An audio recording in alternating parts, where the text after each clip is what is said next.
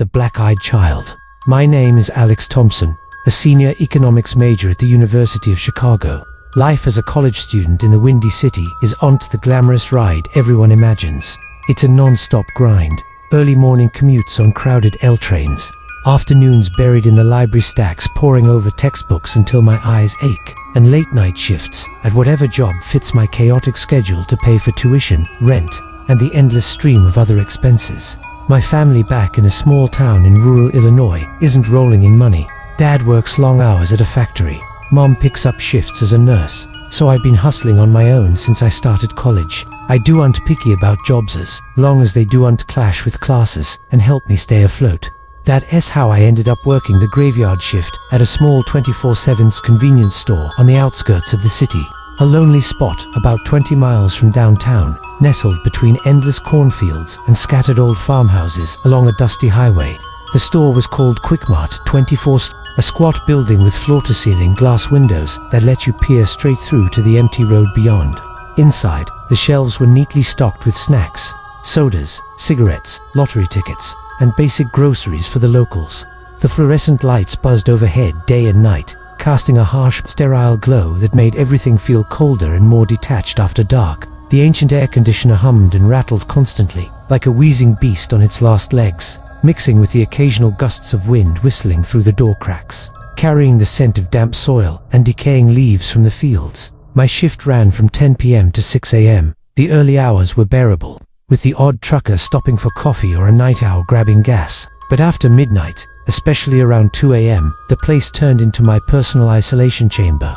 That loneliness hits like a freight train it gnaws at you, making every creak and shadow seem suspicious. Is that wind, just wind, or footsteps? Is the light flickering from a bad bulb, or something moving in the corner of your eye? I'd read plenty of creepypasta stories online, those urban legends that keep you up at night, and always dismissed them as overactive imaginations. But months into night shifts, I knew better. Stress, exhaustion, and solitude can twist the ordinary into pure nightmare fuel. Sarah, my classmate and closest friend at school, was the only one who knew about this gig. She's tall with curly hair, always carrying a notebook crammed with lecture notes, and obsessed with horror podcasts and online tales. Alex, why don't you find something else? That outskirts spot is sketchy muggers, weirdos, and who knows what else lurking. She'd say whenever we grabbed coffee in the campus cafe. I'd brush it off with a grin. No worries, I'm used to it. Just stay alert, right? Deep down though, she had a point. Some nights, I'd feel eyes on me through the glass.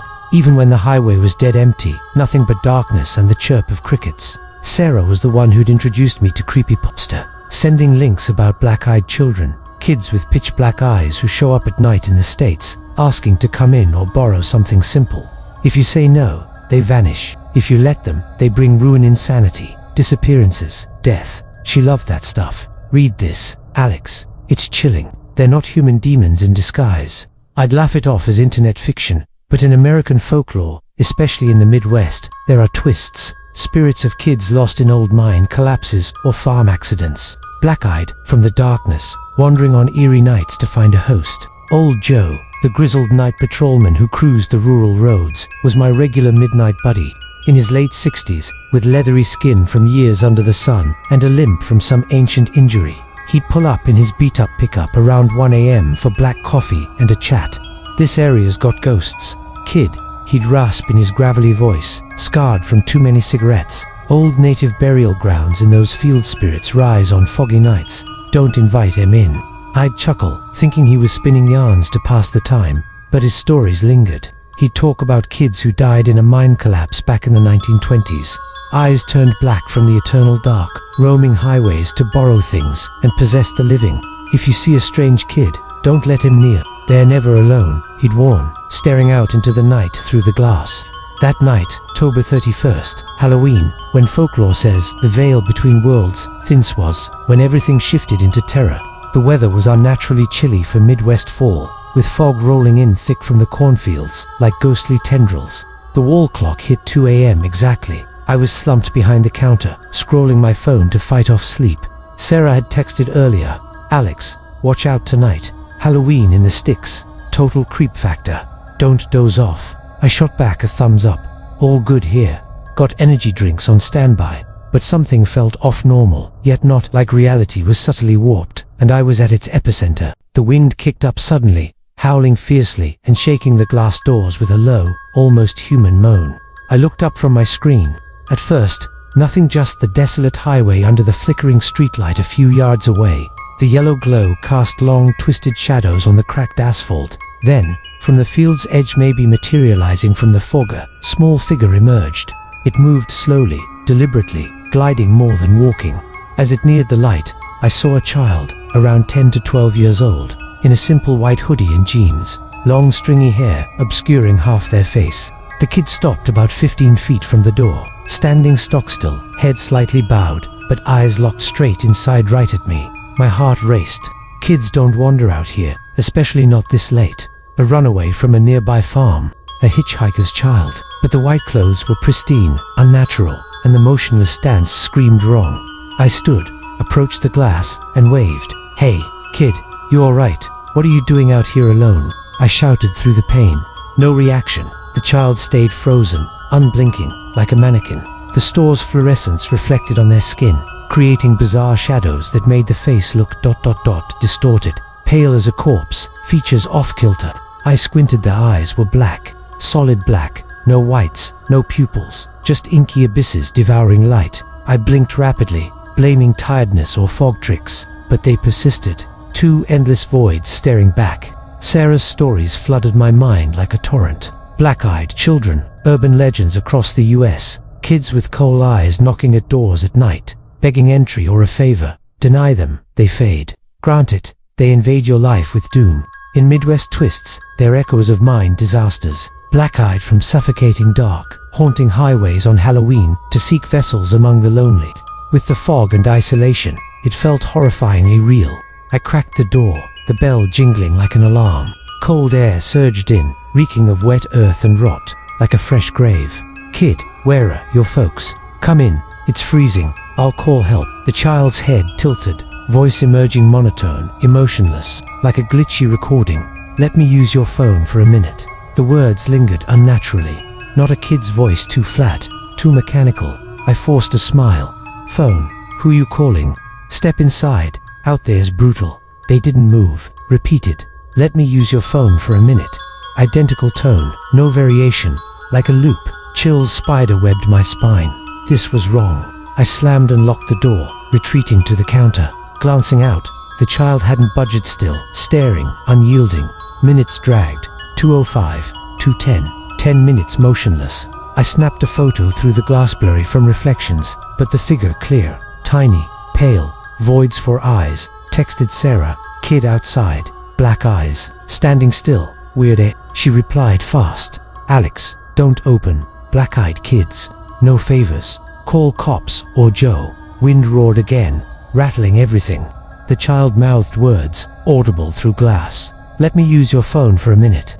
Voice distorted now, static-laced, echoing in my skull. I dialed Joe. Rings dragged. He answered groggy. "Alex, what's up? Middle of nowhere time." "Joe, kid out here, eyes all black, keeps demanding my phone." "Hurry." Pause. Then, black eyes, like the tails. "Don't let M in." "On my way." 10 minutes. Waiting was agony. Child pressed closer, face inches from glass, voids drilling. I dimmed lights to hide futile. Face glowed in moonlight. Whispers, "Let me use your phone." Crackling, layered with eerie giggles like distant kids in pain. Joe arrived, headlights slicing fog. He scanned with flashlight. "Where's the kid?" Pointed there by the door. Joe shook head. "Nothing, son. You okay? Halloween nerves." Door flung open. I rushed out, vanished, just missed, and decay stench. Joe patted. "Spill it." I detailed. Field emergence, eyes, loop plea, dread. Joe sipped coffee, solemn, matches old trucker yarns. Mine collapse. 20s kids died in dark. Black eyes from abyss, borrowed to cross over. "Let him, you're cursed." He left, urging prayer. I bolted door, huddled. AC died, chill deepened. 3 a.m, child returned, face smashed on glass, breath fogging impossibly. "Let me use your phone."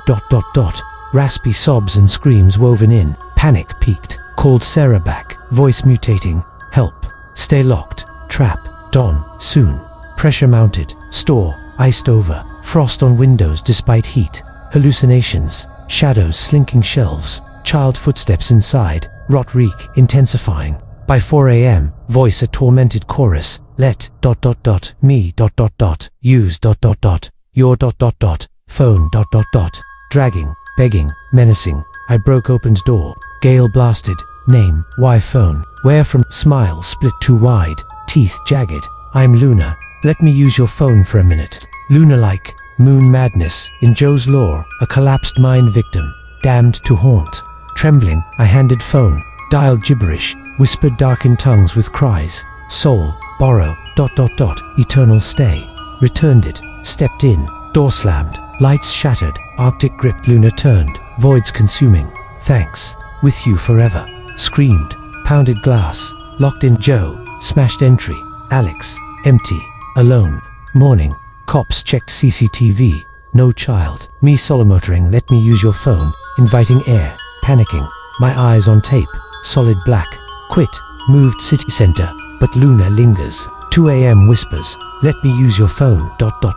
Mirrors show eyes darkening. Sarah pushes exorcists. Shrinks.